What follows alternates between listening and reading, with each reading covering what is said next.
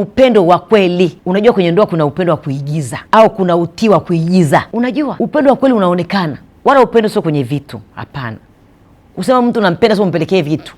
Upendo wa kweli namna unavyojaa yule mtu asiumie moyo wake, huo ndio upendo wa kweli, mme kwa mke.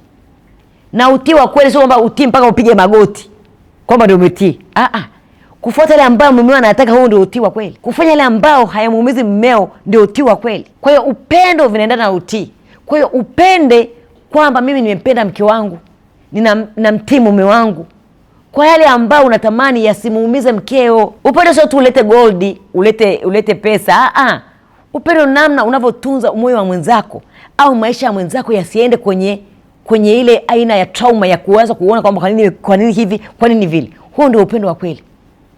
Na upendo wa kweli ni kuacha tabia ambazo hazipendezi kwenye ndoa. Huo ndio upendo wa kweli.